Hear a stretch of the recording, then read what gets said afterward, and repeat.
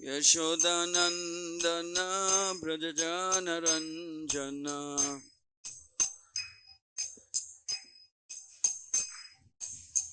Yashodanandana Brajajana Ranjana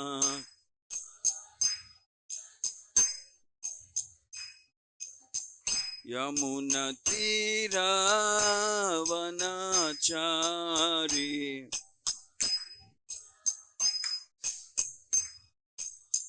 Yamuna Tira Vanachari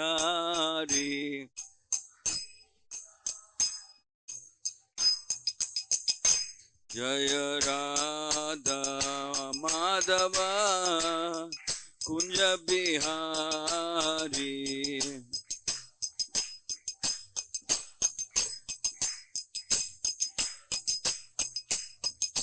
Jaya Radha Madhava Kunja Bihari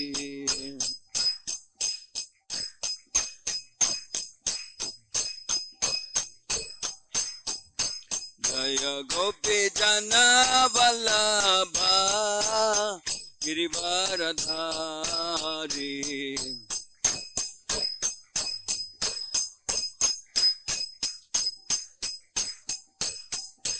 Jaya Gopi Jana Vallabha Girivaradhari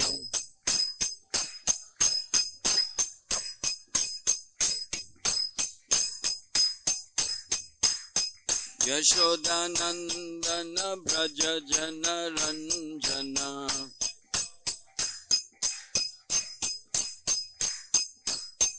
Yashodanandana Brajajana Ranjana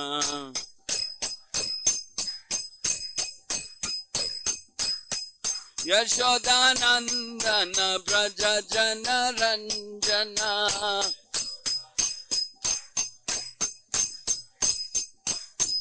Yamuna Tira Vanachari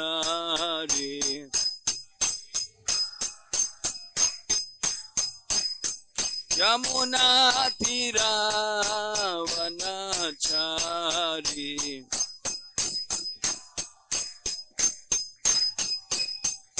Jaya Radha Madhava Kunja Bihari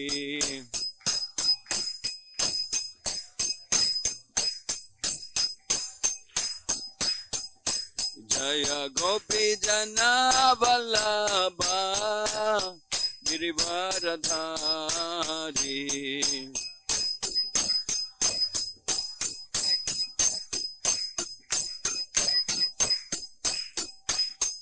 Yashodanandana Brajajana Ranjana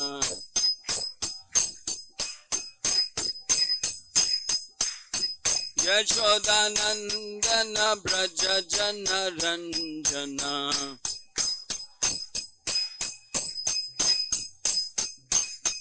Yamuna Tira Vanachari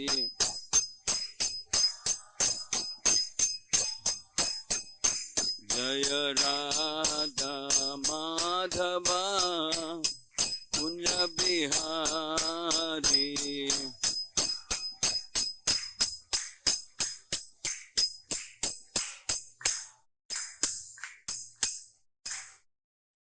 Vishpad Paramams Parivrajacharya Ashtottara Sata Shri Srimad His Divine Grace Bhaktivedanta Swami Srila Prabhupada Ki Iskcon Founder Acharya BBT Founder Acharya Jagat Guru Savior of the whole world Patit Pavan Srila Prabhupada Ki Grantaraj Srimad Bhagavatam Ki Shri Shri Radha Madan Mohan Ki Shri Shri Jagannath Baladev Subhadramai Ki Shri Shri Gaur Nitai Ki Harinam Sankirtan Mahayagna Ki Nitai Gaur Premanande Om Namo Bhagavate Vasudevaya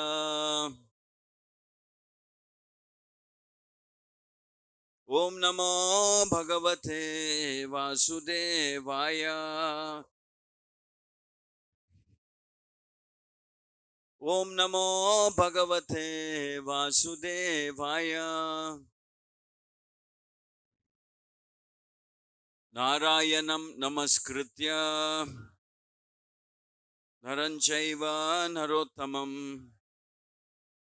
devim saraswatim vyasam tato jayamudirayet nashtaprayeshu abhadreshu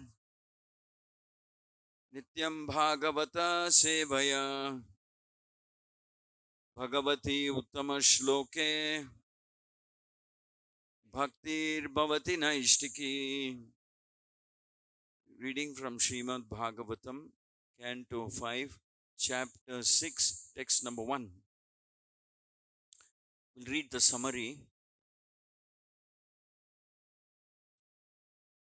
This chapter tells how Lord Rishabhadeva left his body. He was not attached to his body even when it was being burned up in a forest fire.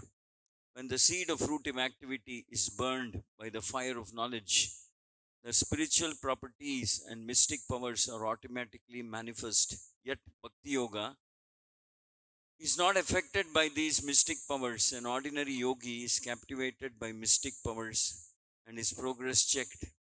Therefore, a perfect yogi does not welcome them. Therefore, a perfect yogi does not welcome them. Because the mind is restless and undependable, it must remain always under control. Even the mind of the advanced yogi, Saubhari, created such a disturbance that he lost his yogic mystic powers. Due to a restless mind, even a very advanced yogi can fall down. The mind is so restless that it induces even a perfect yogi to be controlled by the senses. Therefore, Lord Rishabhadeva, for the instruction of all yogis, showed the process of quitting the body. While traveling in South India through the provinces of Karnataka, Konka, Venka, Kutaka, Lord Rishabhadeva arrived in the neighborhood of Kutakachala. Suddenly there was a forest fire that burned the forest and Lord Rishabhadeva's body to ashes. The pastime of Lord Rishabhadeva as a liberated soul were known by the king of Konka, Venka and Kutaka. The king's name was Arahat. He later became captivated by the illusory energy, and in this condition, he set forth the basic principles of Jainism. Lord Rishabhadeva set forth the principles of religion that can free one from material bondage. He put an end to all kinds of atheistic activities. On this earth, the place known as Bharatavarsha was a very pious land because the Supreme Lord appeared there when he wanted to incarnate. Lord Rishabhadeva neglected all the mystic powers for which the so called yogis hanker. Because of the beauty of devotional service, devotees are not at all interested in so called mystic power. Because of the beauty of devotional service, devotees are not at all interested in so called mystic power. The master of all yogic power, Lord Krishna, can exhibit all powers on behalf of his devotee. Devotional service is more valuable than yogic mystic powers. Devotees who are sometimes misled aspire for liberation and mystic powers. The Supreme Lord gives these devotees whatever they desire, but they cannot attain the most important function of devotional service. Devotional service to the Lord is guaranteed for those who do not desire liberation and mystic power.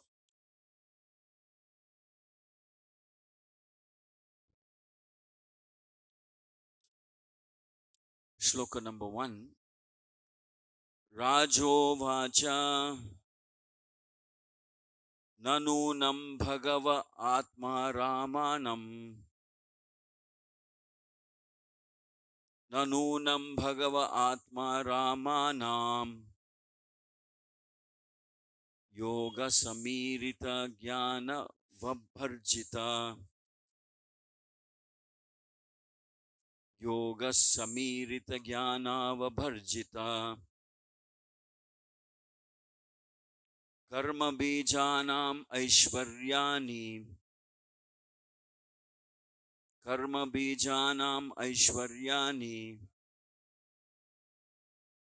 पुनः क्लेशधानि भवितुम् अर्हन्ति पुनः क्लेशदाना भवितुम् अर्हन्ति यदृच्छयोपगतानि राजोवाच ननूनं भगव आत्मा रामानां ननूनं भगव आत्मा रामानां योगसमीरित ज्ञानावभर्जिता योगसमीरित ज्ञानावभर्जिता कर्म बीजानाम ऐश्वर्याणि पुनः क्लेशदानि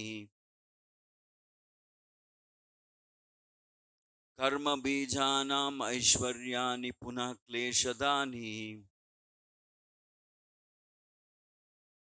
भवितुम् अर्हन्ति यदृच्छयोपगतानि भवितुम् अर्हन्ति यदृच्छयोपगतानि ननूनं भगव आत्मा रामानां योगसमीरित ज्ञानावभर्जिता कर्म बीजानाम ऐश्वर्याणि पुनः क्लेशदानि भवितुम् अर्हन्ति यदृच्छयोपगतानि.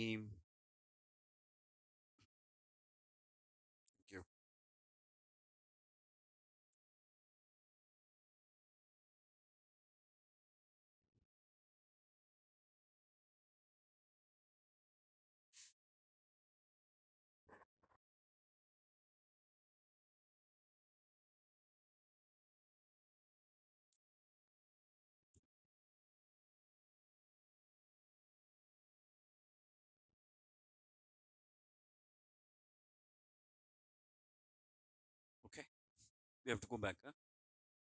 Wait.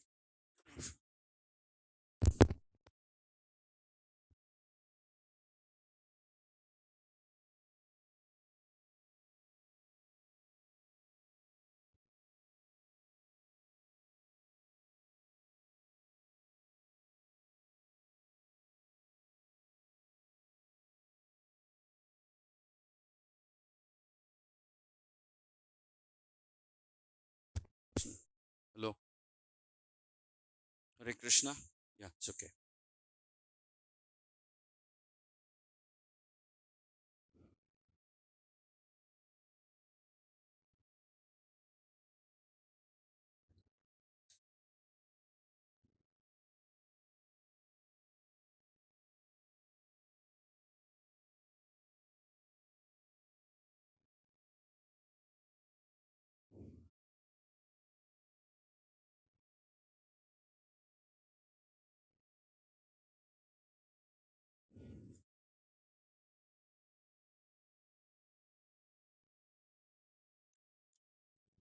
Rajovacha, King Parikshit inquired, Na, not, Nunam, indeed, Bhagavaha, O most powerful Sukadeva Goswami,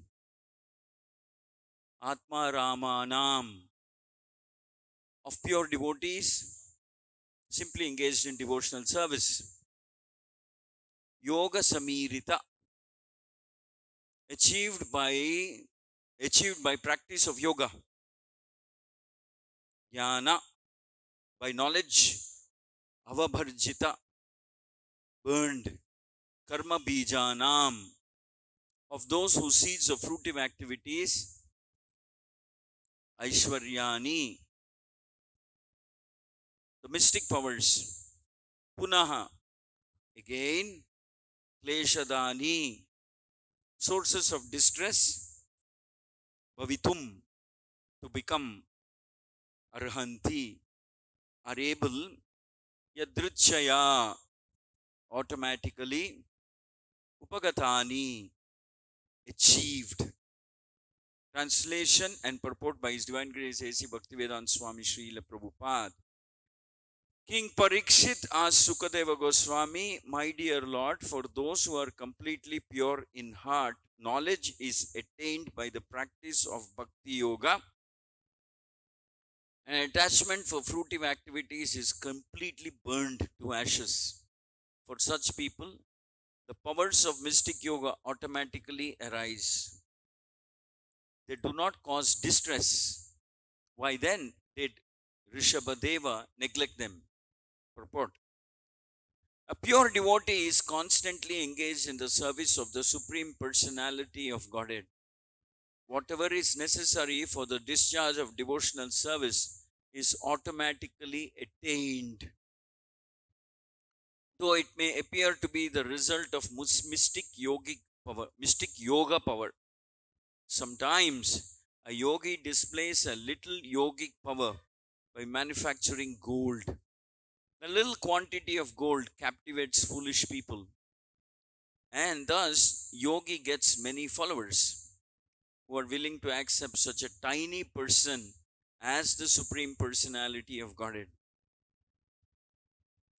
Such a yogi may also advertise himself as Bhagavan. However, a devotee does not have to exhibit such magical wonders. Without practicing the mystic yoga process, he achieves even greater opulence all over the world. Under the circumstances, Lord Rishabhadeva refused to manifest mystic yogic perfection. And Maharaj Parikshit asked why he did not accept them, since for a devotee they are not at all disturbing. A devotee is never distressed or satisfied by material opulence. A devotee is never distressed or satisfied by material opulence. His concern is how to please the Supreme Personality of Godhead. If by Shri Shri Radha Madan Mohan Shri Shri Jagannath Baladev Subhadramai Shri Shri Gaurnitai ki. If by the grace of the Supreme Lord, a devotee achieves extraordinary opulence, he utilizes the opportunity for the Lord's service. He is not disturbed by the opulence. Om Ajnana Timirandasya Yananjana Shalakaya Chakshurun Militam Yena Tasmai Shri Gurave Namaha Shri Chaitanya Manobhishtam Stapitam Yena Bhutale Swayam Rupa Kadamahyam Dadati Swapadantikam Vandeham Shri Guru Shri Yuta Padakamalam Shri Gurun Vaishnavamsya Shri Rupam Sagrajatam Sahagana Raghunathanvitam Tam Sajivam Sadvaitam Savadutam Parijana Saitam Shri Krishna Chaitanya Devam Shri Radha Krishna Padan Sahagana Lalita Shri Vishakhanvitamsya He Krishna Karuna Sindhu Dinabandho Jagatpate Gopesha Gopika Kanta Radha Kanta Namostute Tapta Kanchana Gaurangi Radhe Vrindavaneshwari Vrishabhanu Sute Devi Pranamami Hari Priye Vancha Kalpatarubhyasya Krupa Sindhubhya Evacha Patitanam Pavanebhyo Vaishnavebhyo Namo Namaha Jaya Shri Krishna Chaitanya Prabhu Nityananda Shri Advaita Gadadara Shri Vasadi Gaura Bhakta Vrinda Hare Krishna Krishna Krishna Hare Hare Hare Rama Rama Rama Hare Hare. Please repeat. King Parikshit asked Sukadeva Goswami, my dear Lord, for those who are completely pure in heart, knowledge is attained by the practice of bhakti yoga. And attachment for fruitive activity is completely burned to ashes. For such people, the powers of mystic yoga automatically arise. They do not cause distress. Why then did Rishabhadeva neglect them?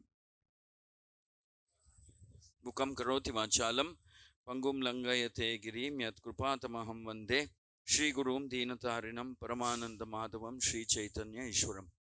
Rishabhadeva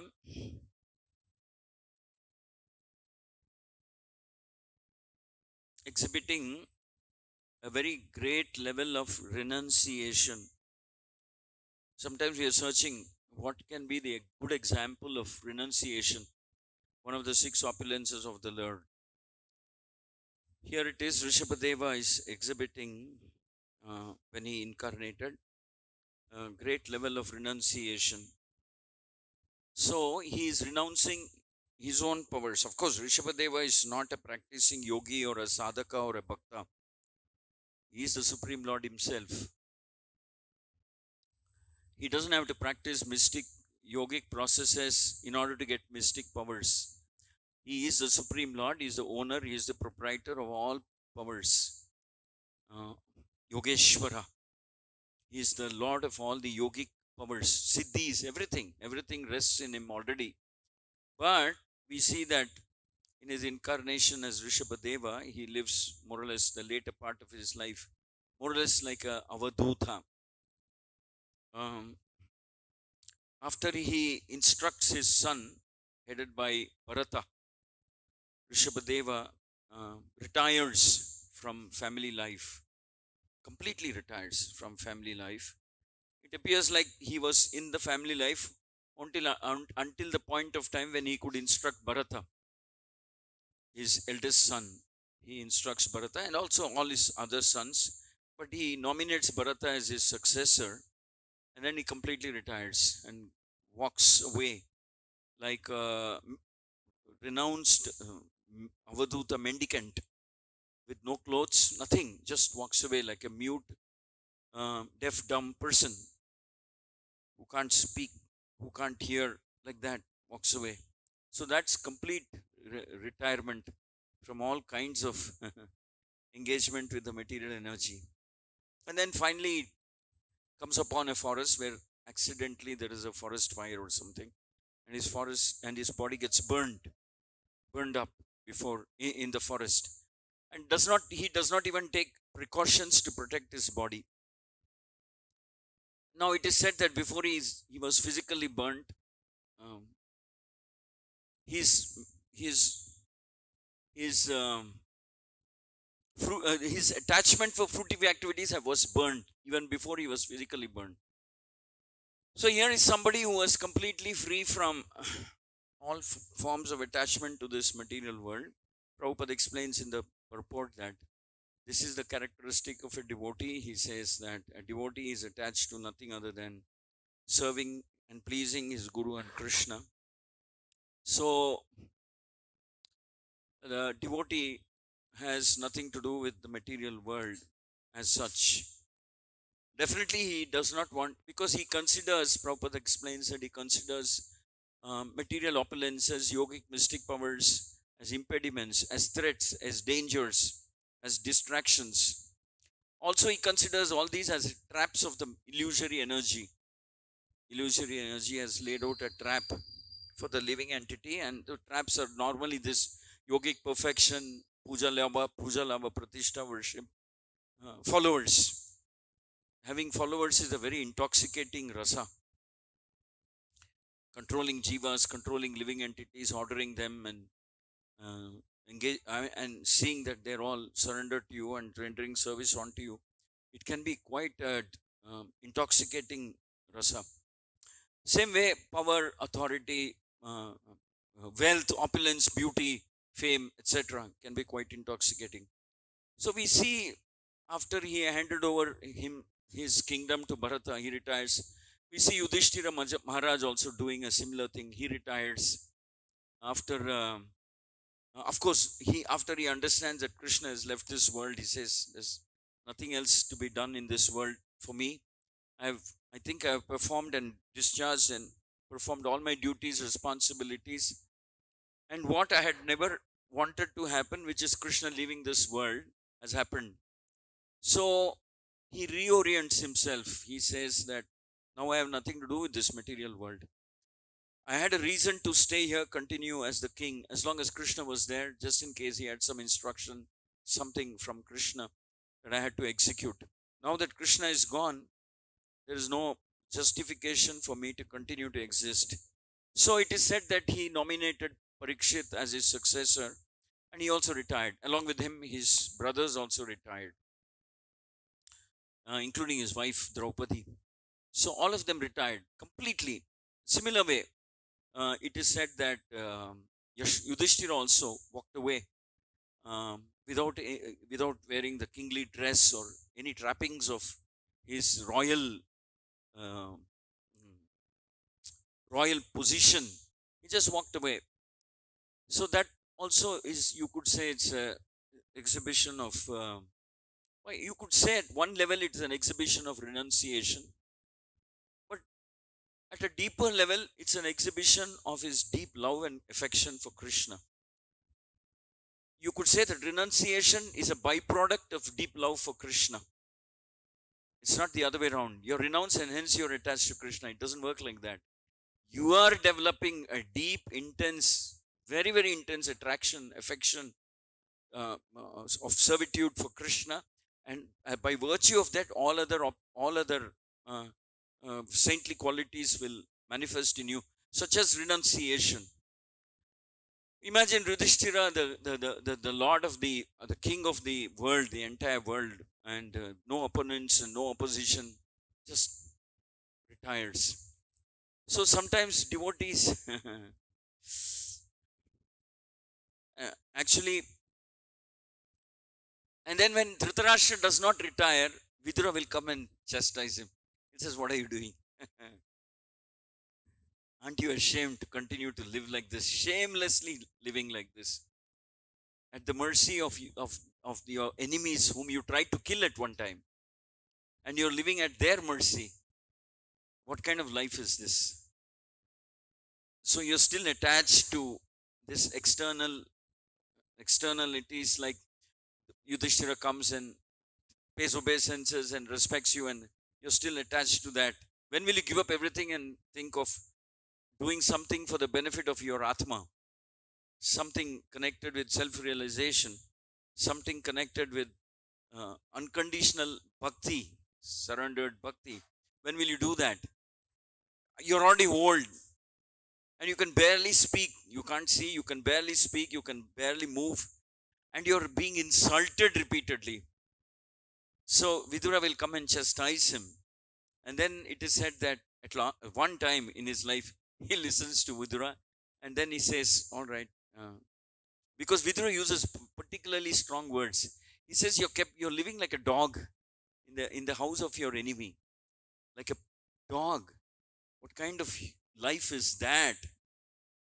And then he retires, and then he goes with Gandhari, and Mother Kunti also accompanies them, and he retires. So Bhagavatam,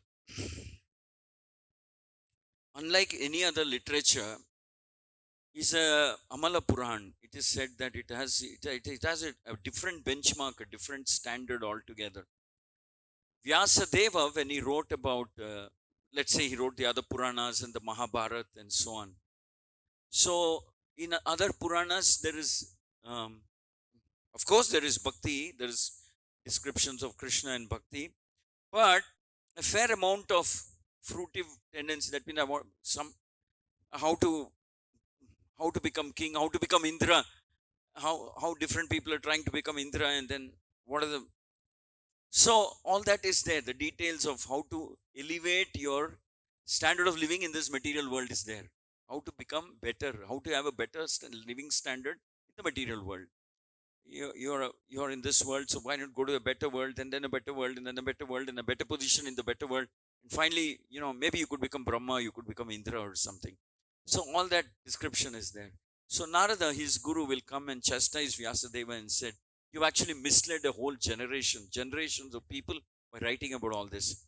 Yes, it is true that you've also written about bhakti, but why don't you, I'm sure you understand that when you write about these things, how to become big, rich, powerful followers and long life and beauty and handsome and so on, people will tend to get attracted to that and not to Krishna. In fact, they will worship Krishna to achieve those aims, to achieve those goals. Their whole goalpost is different. A goalpost is not about bhakti and going back to Krishna, but their bhakti will be motivated, or shall we say, ill motivated by a desire to enjoy in this material world. So, Vyasadeva, Narada Muni says that you're promoting that tendency. Now, the problem with that is, what's wrong? Why can't I become Indra? Why can't I become powerful? Why can't I become Brahma, for instance? Why can't I have followers? Why can't I become, why can't I have mystic yogic perfections, all the 8 siddhis? Now, the problem with that is, Bhagavatam explains that actually you're competing with Krishna. That's the real problem. You're trying to become like Krishna, enjoyer, like Krishna, imitate Krishna, want to enjoy like Krishna, want to be the center of attraction, want to be the person who's served, who's worshipped, served, adored, respected, feared. So, in other words, you're fanning that tendency in the living entity, that contamination in the living entity of becoming like Krishna, competing with Krishna, or shall we say, fanning that original envy that the living entity has, the original seed of envy that living entity has towards anybody who's enjoying. So you're trying to fan them and saying, he's enjoying, don't worry, do this, you can enjoy even more. You can even enjoy better, even more. And then you're also teaching them some, Narada Muni tells Vyasa that you're also teaching them and telling them, not only can you enjoy, but the other thing, the collateral damage of wanting to enjoy is you don't like to see others enjoy. You don't like to see others enjoy.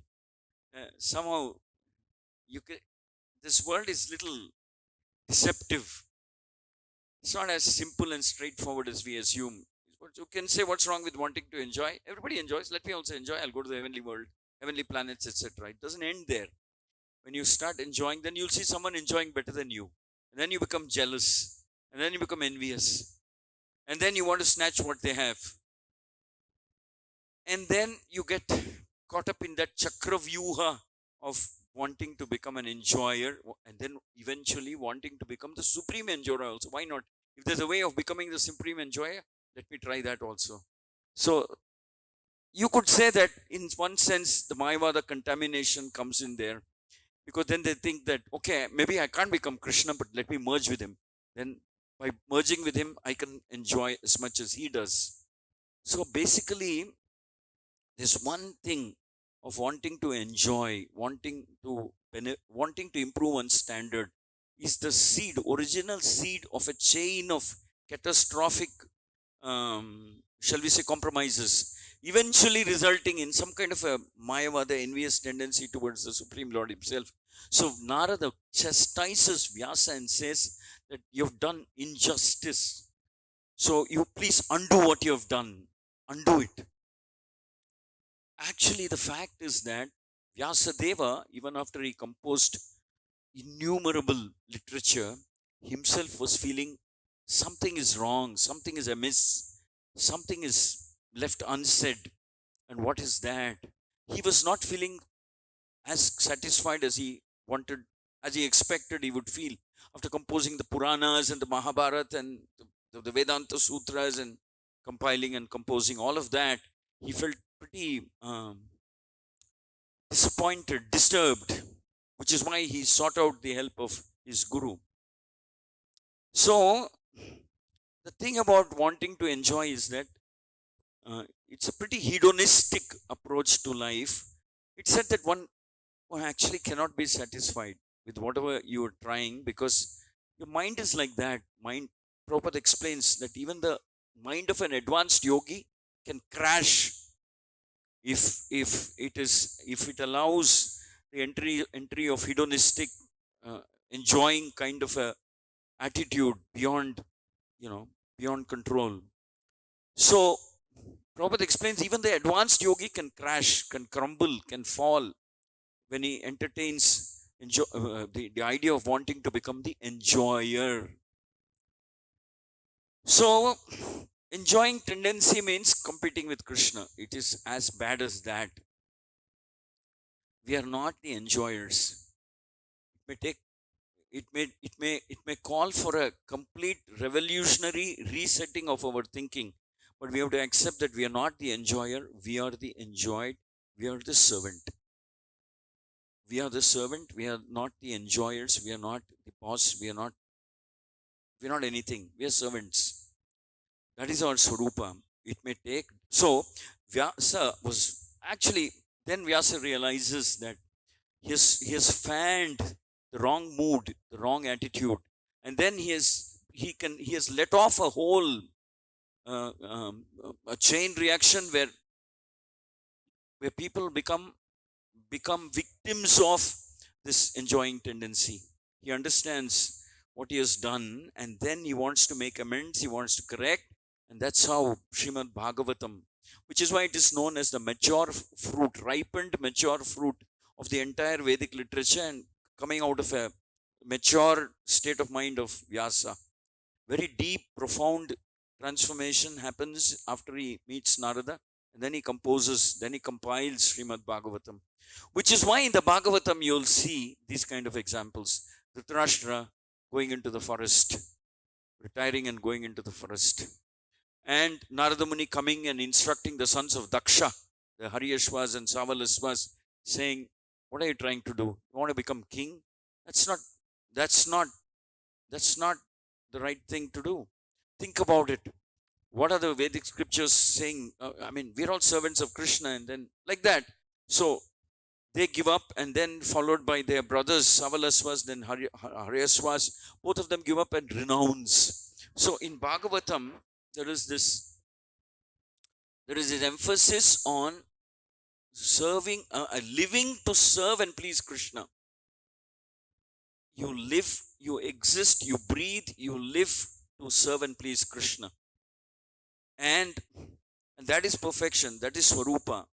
And you do so, you serve, you live to serve and please Krishna in a ahetuki apratihata mode, which means without any material mode, ahetuki, without any interruption. Ahetuki means without any motivation, apratihata means without any interruption. So you're far away from this mood of wanting to enjoy. You want to see that the object of your service, Krishna is the enjoyer. Krishna enjoys. Krishna is happy. Guru Krishna is pleased with my service, my whatever I am doing. My existence should be a cause for pleasure for Krishna and Guru. My very existence, my breathing, my thinking, my feeling, my willing, my acting should be the cause for pleasure for my Guru and Krishna. And that is perfection. So Bhagavatam is kind of resetting the entire goalposts in one's life. We can't say one's spiritual life, one's life itself. It's as fundamental as that. Actually, it is a misnomer to think that my life is different, my spiritual life is different, and we look at them as two different buckets or two different streams of activity. No, hardly any scope for that. Really speaking, there's no scope for okay, I have one identity in the temple, I have another identity outside. So I can live like that. But then it said samsiddhir haritoshanam. There's a correction that's applied there also. Whether you're living or working or whatever you're doing, let everything be directed towards pleasing Krishna. Haritoshanam. If it is not it's not an activity that is pleasing Krishna, your job or whatever, then you better think about it more carefully. Is it worth it? So, varnashrama vibhagasaha. No matter what varna and ashrama you belong to, are your activities contributing towards giving pleasure to Guru and Krishna? You might say, this is my business. Rest of the time I'm chanting 16 rounds, etc. But this is my business. That's all right. That's one level of existence. But is that the Bhagavata stage of existence? Well, if you want to be honest, you have to say, not really. Bhagavatam speaks about your occupation also should be directed. Your occupation also should be dovetailed in such a manner so that it's pleasing to Krishna. It's not that for the purpose of earning a livelihood, it's okay, I can do something, but then I also compensate by doing bhakti. Well, that's not really considered as the highest standard, but you begin somewhere. It's okay, you can begin like that, but that can't be the goal. That can't be the finishing post. That can't be the goal post. That's where you begin. But you need to show some progress. You need to evolve. And how does one evolve? One evolves because primarily a change of consciousness from being a fruitive mentality enjoyer to what Rishabhadeva is doing, completely renouncing. Anyabhilashita shunyam. It's very carefully this word is used. Shunyam. Shunyam means nil, non-existent. Anyabhilashita. Any other desire other than the desire to serve Krishna doesn't exist. No time, no space in the mind for such desires. This is the standard of the Bhagavatam and you could say Lord Chaitanya's parampara. So everything becomes zero. How does one evolve? How does one grow from wherever we are to that stage? It is said that we associate with, eventually we become what we think we are or what we think we want to become. Your mind has a huge role to play in what you want, what you will become. So you associate with those personalities who have such deep love for Krishna that renunciation is a natural byproduct. It's not that they have to make a specific effort to give up material desires or something like that. Material desires, like it said here, Prabhupada explains that he's not disturbed by the opulence. He is neither disturbed nor distressed nor attracted by the opulence. He is somebody, maybe a king or a whatever, as a matter of duty in order to serve Krishna. Like Yudhishthira was a king as long as he thought this post that I'm holding is a way in which I'm serving Krishna. But as long as he thought, and as soon as he realized that Krishna is no longer present, he didn't want the burden of that post anymore on his shoulders. He felt it is a burden. It's a unwelcome burden anymore. That, who will manage the kingdom, country, business, whatever? Yudhishthira knows it was being managed before I became a king. It will be managed after I give up my post also.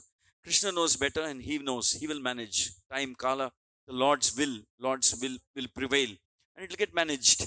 We should not think that we are indispensable. And so these are all byproducts of materialistic thinking. We think we are important, we are this, we are the saviors, we are big. So no, Yudhishthira never thought like that. He just renounced. It's, again, to say that he renounced is a semantic way of explaining what he did, but in reality he was very relieved to give up that responsibility of being the king. Very relieved. Okay, now it's done. Now I can go. I can live the life I want to lead, which means completely think of Krishna, meditate on him.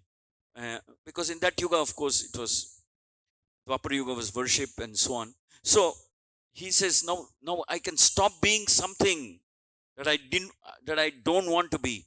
I can start being something that I want to be, which means completely dedicated to Krishna. Just walk away into the Himalayas. So I'm neither burdened with responsibility nor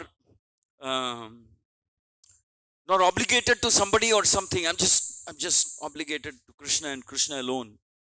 I'm accountable to Krishna and Krishna alone. So it is with that mood he walked away. He felt like he's shedding a burden, a responsibility, and just going away. So here we see Rishabhadeva is showing such high level of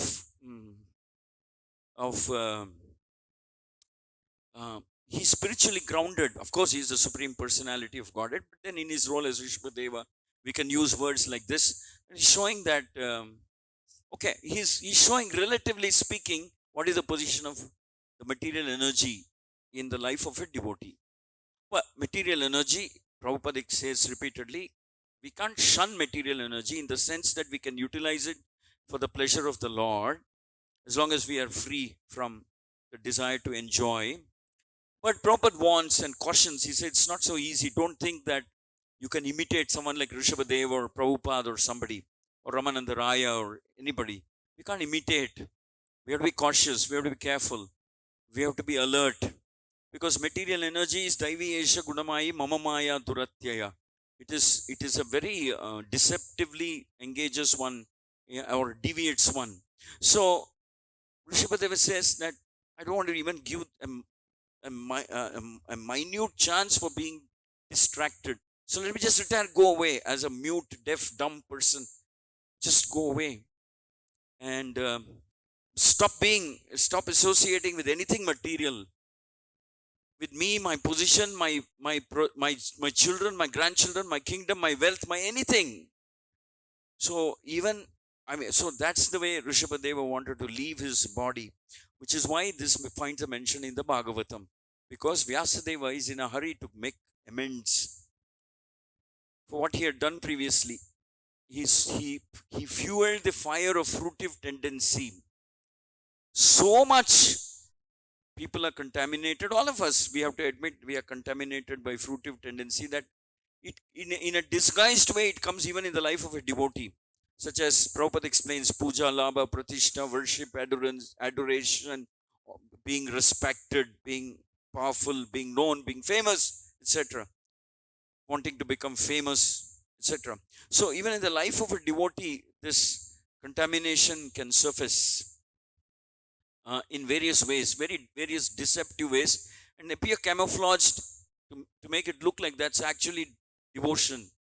But the acharyas have explained, have revealed to us how we can analyze each of these and make corrections. But the point here is that Rishabhadeva is speaking about a particular standard where we have to be very, very careful and cautious about material energy and fruitive tendencies, fruitive activities and fruitive tendencies. Very clearly it's pointed out that fruitive tendencies have to become zero. It's completely burned to ashes, any fruitive tendency. So the scriptures offer us a hope. It said that serving Krishna is so pleasing to the heart, the mind, and the senses. Serving Krishna selflessly is even more pleasing, even more ecstatic, even more intensely pleasing than you can imagine. When you serve Krishna selflessly, that is, you at least try to serve Krishna without any contamination of wanting something from Krishna, then the service, the act of serving also becomes so much more sweeter, very, very sweet, very intoxicating, very ecstatic, very absorbing. It absorbs the mind, intelligence, senses, every cell of the body, very existence of a living entity can be absorbed when one is serving the Lord selflessly. So much so that they're not even conscious of anything in this world. Like Parikshit Maharaj could sit for 7 days without being conscious of hunger or thirst or sleep or tiredness or anything. This is a typical example of what selfless bhakti can do to you. Sukadeva Goswami also, for 7 days he was talking without a nature call break or anything like that. He was talking on and on and on. And all the rishis assembled there also had drowned in an ocean of ecstatic happiness by witnessing this conversation between Parikshit and Sukadeva Goswami.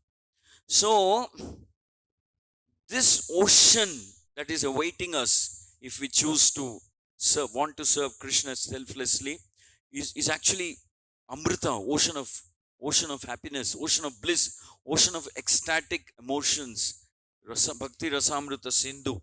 So one can drown in that ocean. It's not that after 7 days everybody ran out and they were so hungry, emaciated, and they wanted to eat or drink or something. We don't see anything like that. So, descriptions of the Leela of the Lord, qualities of the Lord, or for that matter, that of the devotees of the Lord, are perfect and complete and completely satisfying. It satisfies every sentiment, every requirement of the body, mind, and soul. Every requirement of the body, mind, and soul. It says that Prabhupada used to sleep barely 1 or 2 hours, maybe 2.5 hours. and carry on and on and on. For years like that, he lived. So that is actually, this is real mystic power of bhakti that a devotee automatically relishes. Like how Parikshit Maharaj and Sukadeva Goswami could go on for 7 days without having to take a break. How um, uh, how we, how Rishabhadeva just entered and there was this forest fire and he didn't have the urge to save or protect himself. That's so that is so we're talking about when someone becomes a devotee, he experiences a different nature of mystic powers, that he experiences something very different than the mystic powers of 8 siddhis.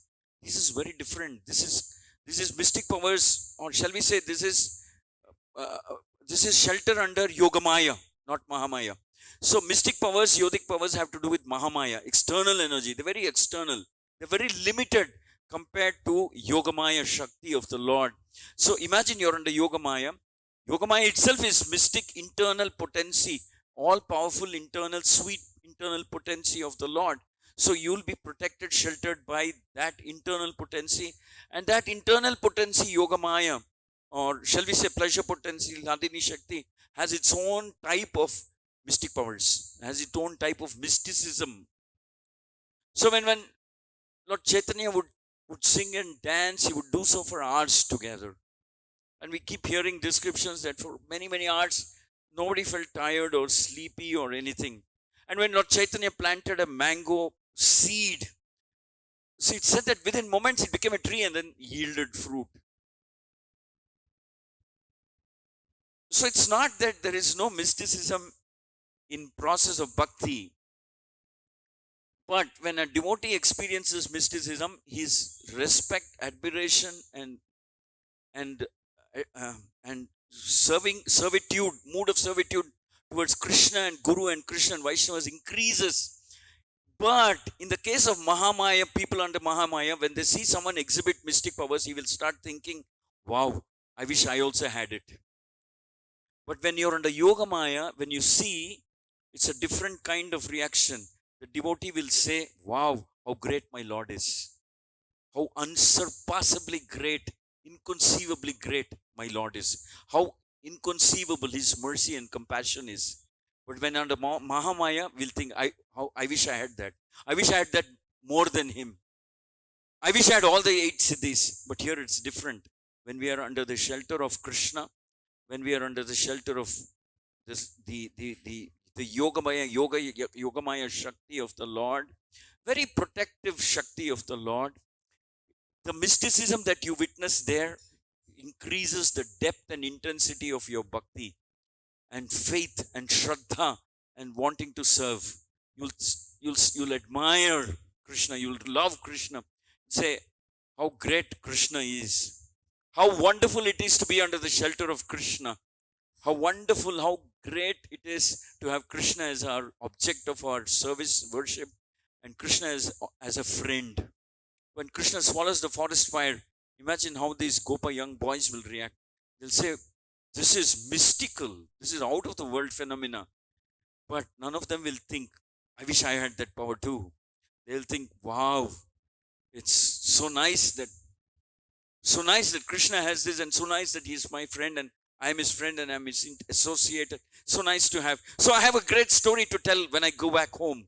I can tell my mother, my parents, everybody what happened today in the forest. And when hearing that, because the people who hear that are also free from fruitive tendency, their love for Krishna also will multiply, will grow.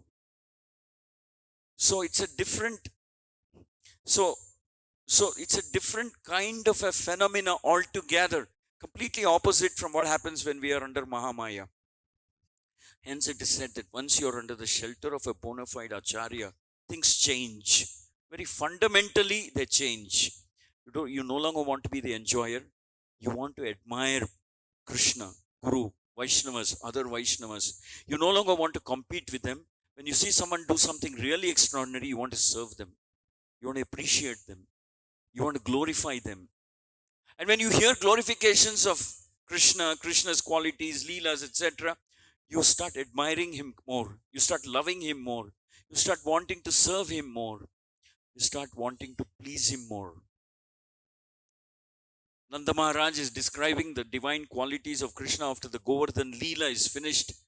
And then all of them are talking about Garga Muni's prediction and how he read the astrological chart of Krishna and said, this personality, this little kid, is not ordinary kid. He appeared in different yugas and he's the he's the Lord and Master of all yogic mystic powers. And then everybody who takes shelter under him will be happy, protected like that. And so it increases their faith in Krishna, increases their loving disposition towards Krishna, increases, they relish it, they enjoy it, that Krishna is amongst them. And Krishna is the reserve, is the fountainhead, is the centerpiece of all attraction. They like it. Their attraction will grow. In the material world, envy will grow. Their desire to want to serve and please and surrender to Krishna will grow. But in the material world, they want to compete. They want to snatch.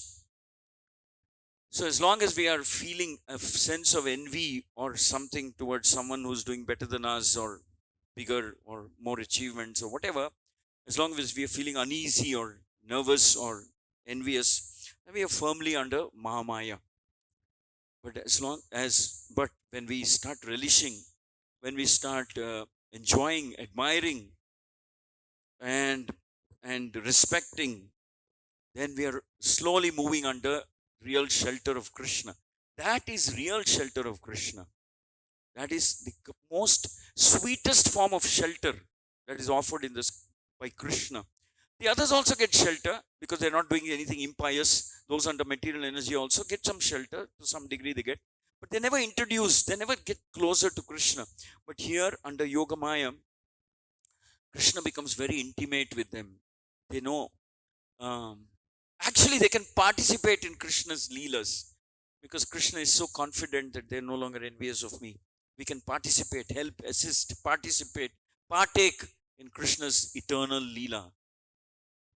There's a huge difference. So here, Rishabhadeva's example is it's shown that one should reflect, introspect, that am I under Mahamaya, which is okay. We shouldn't get depressed.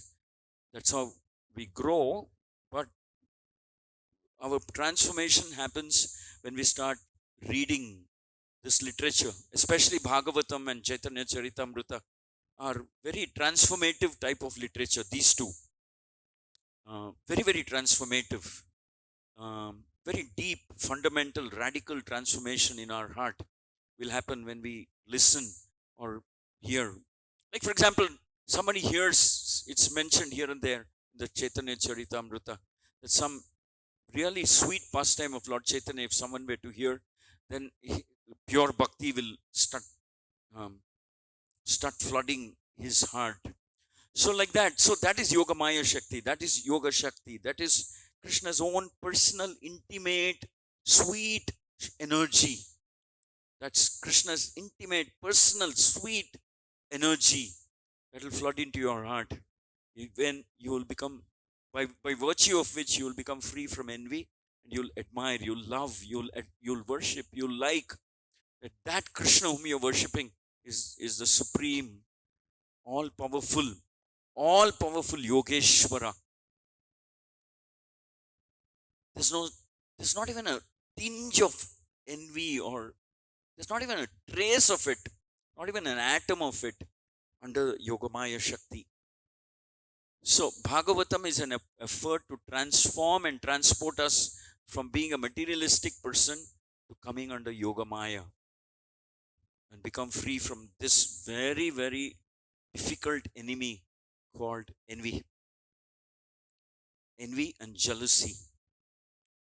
Envy is feeling uneasy when someone is doing very well, and jealousy is wanting to snatch that. Wanting to snatch. So then you come under a different mood. You'll start loving Krishna. You'll start liking. You will want to serve and worship Krishna. You'll start wanting to assist him or partake in his leelas, so the Lord becomes even more famous and the Lord becomes even more happy. You want to add to Lord's pleasure, and you will automatically reorient yourself and tell that uh, if I can in some way contribute towards increasing Krishna's pleasure, that would make my existence successful. So there's a huge transformation of the heart that happens, which is why in the Amala Puran, Vyasadeva focuses almost exclusively on these type of uh, pastimes of the Lord, devotees of the Lord. In fact, if you read the Mahabharata, um, Dhritarashtra retiring and going away to the forest is presented very, very differently by Vyasadeva. It's a little intriguing how the same Leela is presented very, very differently in Bhagavatam and very differently in Mahabharata. In the Mahabharata, it is said that he gets onto a chariot with Vidura and then like that, and on the way to the forest, he's distributing his wealth and throwing diamonds and rubies and pearls and distributing, and then he's heading to the forest. But in Bhagavatam, um, um, it is said that the next day Yudhishthira comes to the palace of Dhritarashtra to pay obeisances and seek his blessings, and he finds that Dhritarashtra is gone, just gone, incognito, went away, like that. So you can understand that there's a huge difference in even understanding and presenting these leelas. The same author. The interesting thing is it's the same author, which is why Narada Muni says your work is incomplete until you compose something like the Srimad Bhagavatam, where you not only not speak about materialistic fruitive tendency, you condemn it and you teach people how to dissolve it and burn it to ashes. The Bhagavatam does just that. Hare Krishna, Hare Krishna, Krishna Krishna, Hare Hare, Hare Rama, Hare Rama. Thank you very much. Any questions?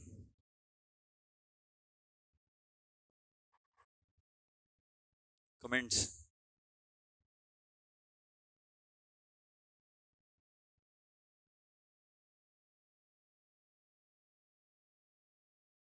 Nothing? Okay, you can mention one or two things that we learned today.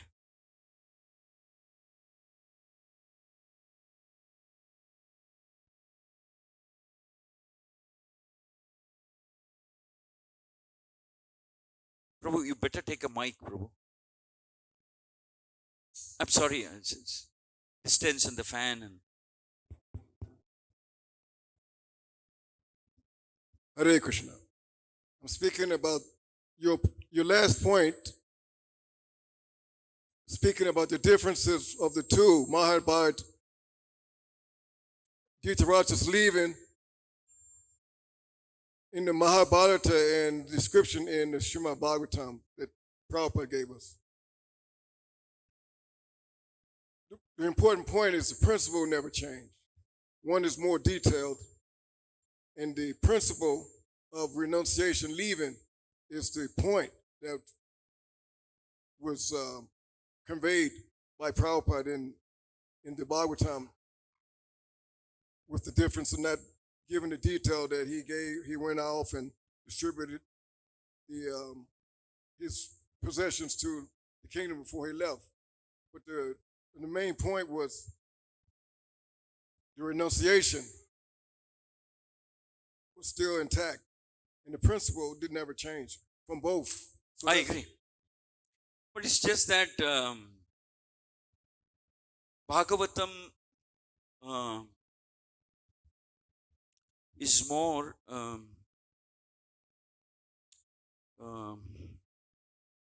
shall we say conservative, in the sense that renunciation uh, uh, in the manner in which it is explained in the case of Dhritarashtra and Vidura is more shall we say stronger and deeper and emphatic But yes, in both Agreed. cases, we are talking about Agreed, but I'm saying renunciation. my point is that the principle, I agree. the principle In is both not cases, changed. renunciation is the subject and the principle. Yeah. But it's just that Bhagavatam speaks more loudly and clearly about, I would say, a much higher level of practice of renunciation. Much higher level, more austere level. No doubt. Completely agree. Thank you. Any other question?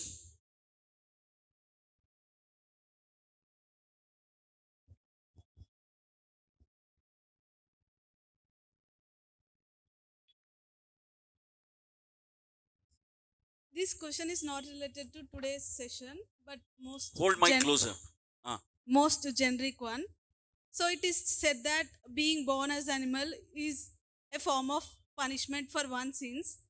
However, I believe punishment is meant to guide a person toward the right path.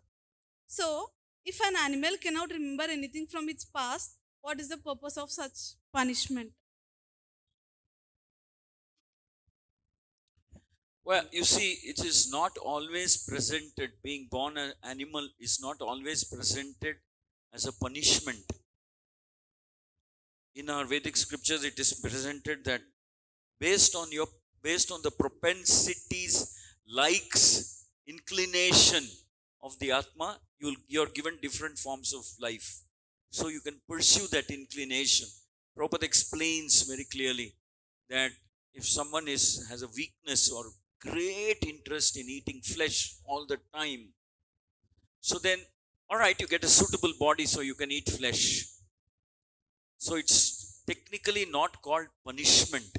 Punishment is when you're getting a human form of life, and what punishment is what given out to you in, let's say, in Yamaloka and hellish planets, or in your next life. Sometimes there's a carry forward of harmful reactions into your next life, human life or something. But getting into animal life is not necessarily a punishment. It is, one sense, Prabhupada uses the word, you're rewarded a body that you can, in which you can pursue your passion. Somebody wants to fly, likes to fly, fascinated by flying. Prabhupada says he'll be born as a bird next life. Somebody addicted to eating flesh, maybe he'll be born in a body by which he can pursue that more easily, like more naturally. And then he again transmigrates and then comes back into the human form. The concept of punishment is there more in a human form, not in animal form. Animal form, like you rightly said, they don't have intelligence. So what's the point in punishing somebody who is not intelligent? Hence, human form is critical, very crucial. You can either get back into an animal form, or you can progress and become more and more dear to Krishna and evolve your consciousness and your life and your form of. Prabhupada says, Krishna says, you're born now, you're pursuing bhakti, you're not able to complete, then I'll gift you a birth, I'll reward you a birth in a rich aristocratic family, a Brahminical family, or a family of devotees. Because I'll create an environment where you can pursue your passion, your interest, your goal. Okay? So don't always look at animal life as a result of, as a punishment. It's not always punishment. It's actually a facility to do.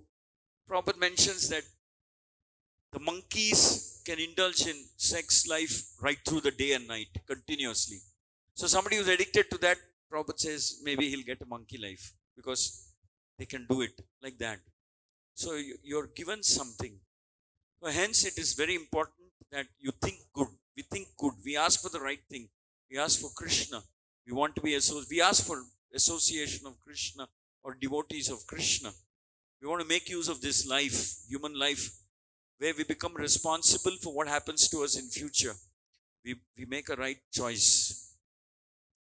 Thank you. Good question.